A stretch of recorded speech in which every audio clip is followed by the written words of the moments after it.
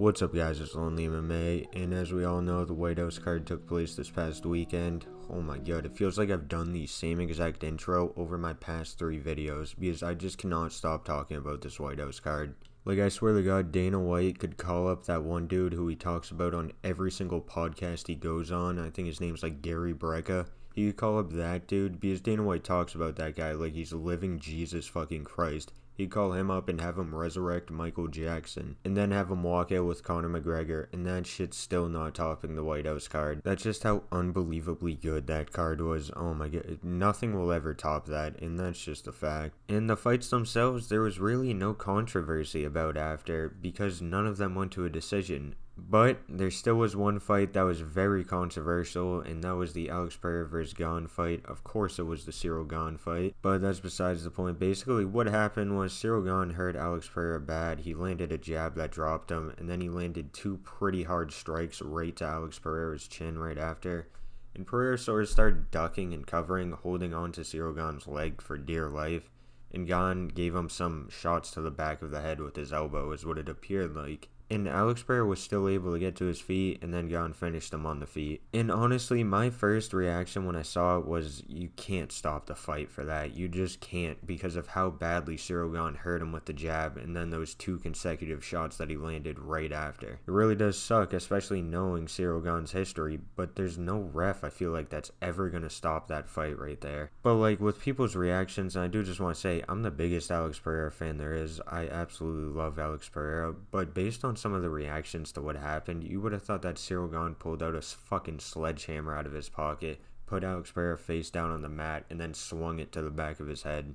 And it doesn't really end there though, because today Alex Pereira, I hate to say it, and a lot of people, I don't know why, but fighters like Alex Pereira or Charles Oliveira, just for some reason you can never hate on them. It's sort of like the you-know-who of the MMA world, where they're the only people you can't say anything bad about, or else everyone will just come for your throat. And what I'm about to talk about is the fact that Alex Pereira is coping so hard right now over his loss to Ciryl Gane. Like, the dude is legitimately posting on his Instagram story like a teenage girl. And I'll play the first clip for you right now. This is what it all starts from, this video I think he posted on YouTube or something, where he's basically just talking about the fight. Eu acredito que se não fosse esses socos aí, dificilmente estaria naquela situação. Aquela hora do jab, caí, grudei nas pernas, né? Fui ali jogando cotovelada, soco, né? E tipo, pô, o cara tá desesperado. Ele colocou uma mão ali que ele nem acreditou, entendeu? E aí ele queria terminar a luta de qualquer jeito, entendeu? O árbitro tava ali pra ver. I guess right here it's valid, he's just giving his take on the fight, but I mean, I don't see where he's coming from, where he's talking about how Gane just got so lucky he landed a punch he couldn't even believe he landed. Like a fucking piano fell from the claw ceiling and landed on Alex Pereira mid-fight. He just couldn't even believe what he just did. When in reality, Gane landed that same shot like 3 or 4 times in the first round. He absolutely had Alex Pereira's number this entire fight, and that's the main thing about this. Gane was just clearly the better man at heavyweight. And the one that sat him down, though, the reason why it sat him down is because Pereira was moving in and he got caught, and that just added a lot more force to the jab.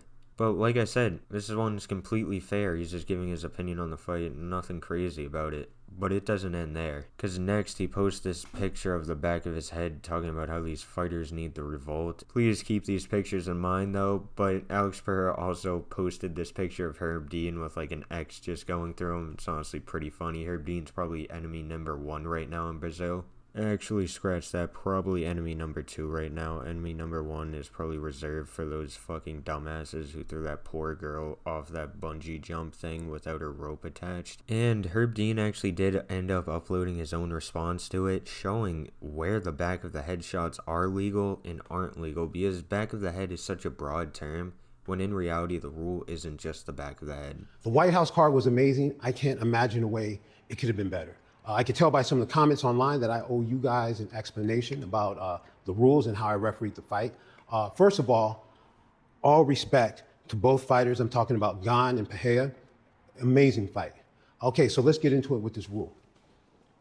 Okay, the rule we're talking about is the back of the head, and that's confusing because it's different than boxing, and the way we enforce this rule is So yeah, that's Herb Dean talking about the rule, and knowing that it's just not the entire back of the head definitely makes it seem like it's not as bad as it looked. But yep, Alex Pereira goes on saying how he still wants fucking Herb Dean gone. Get him out of here.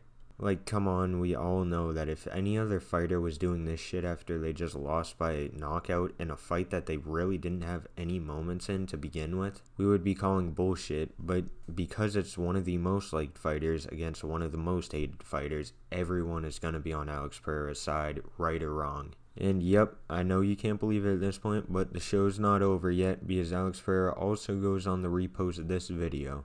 Yo, Herb Dean, I just seen the fucking clip. Why the fuck did you let Ciryl Gane punch him in the fucking head 20 times? My nigga, the fuck's wrong with you? The dude was elbowing him in the fucking back of the head in front of the president, my nigga, and you... Yup, just another clear and obvious coat fest, and then we go on to this video that Alex Pereira, believe it or not, also reposted, and this one I really want to take a deep dive into. So yeah, the first one honestly does look to be illegal, but also you can't really get a good angle on it. It could have not been illegal. So that one right there, obviously legal. Now this one is a little bit weird because they're falling to the ground and only Alex's back of the head is visible to Ciryl Gane, and he's also holding on to Gane's leg, restricting him. And even then, I still don't think it falls into that category of illegal. And those ones just top of the head, I don't know why they really bothered to put those ones in, because there were actually some illegal shots, but those just weren't them.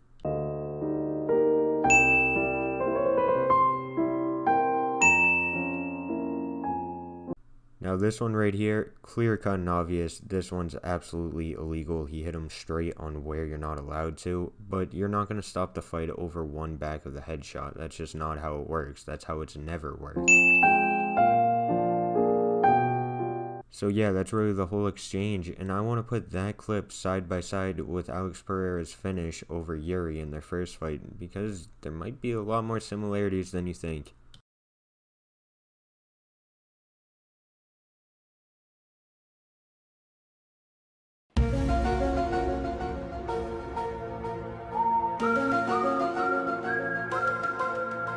Yeah, obviously Gane's was a little bit more dirty, but a lot of those strikes that people were calling Gane out for are the same strikes that Pereira was landing on Yuri in their first fight. So yeah, I really just don't know why he's coping so hard, and anyone who's going to tell you that that fight plays out any differently if it wasn't for those few illegal shots that Gane was landing, they're full of shit. It was clear that Gane was just better in every aspect in that fight. I mean, even going into the fight, everyone's like, Pereira's leg kicks are going to get to Gane.